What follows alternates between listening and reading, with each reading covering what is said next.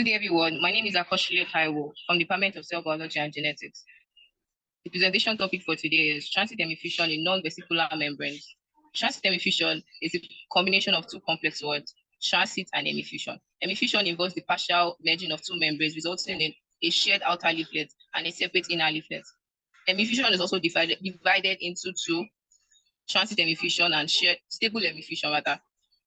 Transient hemifusion will be further discussed. My name is Ibikunle Adeshola, and I'm going to be expanding further on what my colleague has said. So the concept of transient hemifusion was first proposed in the early 1990s by two researchers, namely Mark M. Kozlov and Leonid Chenomodic, with their paper titled Protein Codes in Membrane Fusion, Lessons from Fusion. This paper presented the idea that proximal leaflets of two lipid bilayers come together to form a hemifusion intermembrane before full fusion occurs. The process of transient hemifusion is not limited to just vascular membranes. It can also be applied to non-vascular membranes. Transient hemifusion has immensely contributed in the aspect of medical research relating to viral diseases and many other genetically inherited anomalies. There are various mechanisms which make it possible for transient hemifusion to take place. I'll be handing over that part to my colleague. Thank you. My name is Daniel Alwacheg, and I'm speaking on the mechanisms of transient hemifusion. So the first step to transient hemifusion is the prefusion contact, which is when two lipid bilayer come in close proximity, and then one of the leaflets, the outer leaflet of one of the membrane protrudes and then merges temporarily with the other membrane, the other outer leaflet of the other membrane, and then it forms an hemifusion stalk, which is in form of an inverted cone, a merged inverted cone or hourglass shape. And in hemifusion stalk, the inner membranes begin to diffuse while the outer membranes fuse more and more.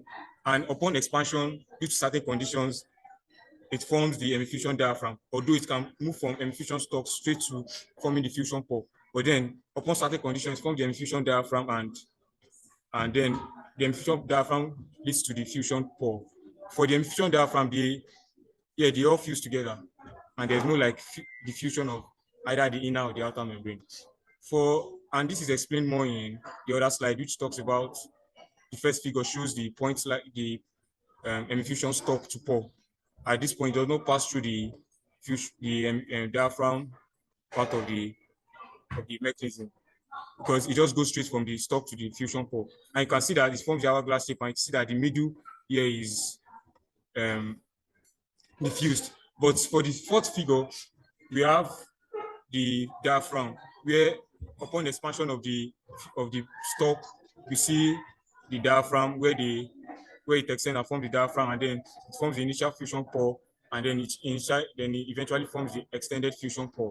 And then there are certain like conditions for the fusions of the both for two to take place, and that is the snare complex. The snare complex is on each membrane, and it allows for the fusion of both outer leaflet of the both membranes. Thank you.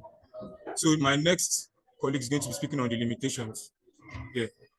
My name is Adela Denike Elizabeth, and I'll be speaking on the limitations of transient hemifusion in non-vesicular lipid exchange between proteins. Firstly, I'll be talking on the transient nature of this mechanism. Due to like the irreversible and temporary nature of the mechanisms, the bilayers, they partially merge, and then like, they do not fully fuse together, like they merge together and then bounce back. So due to this, it limits the extent and the efficiency of the exchange. Secondly, I'll be talking on the incomplete fusion. According to the diagram we saw in the previous slide, you could see that when the bilayers, when they were fusing, the outer membrane of the other ones fusing, the inner membrane, they remained intact, and this kind of restricts the transfer of lipids between membranes. There's also membrane asymmetry due to like the structure, the complex structure of the lipids. It kind of restricts the exchange to happen. We also have energetic barriers. We have environmental factors like temperature, pH. They kind of disrupt this mechanism. We also have specificity and selectivity. Thank you. My name is Akimboyewa Doris, and I'll be speaking on the concluding parts of the topic. Prior to what my colleagues have said, from the introduction to the mechanism to the limitation, transient hemifusion may seem like a small-scale event, but it plays like a very important role in biology, and it is very significant. So one of the significance of transient hemifusion in non-vesicular membrane is its role as an intermediate step in membrane fusion process, and it allows for controlled exchange of molecules and information between cellular compartments. For example, the selective cargo transfer, membrane repair, and then barrier function. While transient hemifusion is not the only mechanism that is responsible for keeping the integrity of membranes, it also plays like a huge role in them. And examples of those membranes are the endosomes, the Golgi apparatus, the mitochondria. And overall, for further understanding how the mechanism of transient hemifusion works, it allows for advancements in medicine, in biotechnology, and overall comprehension of biological process. So that's the end of the presentation. Thank you.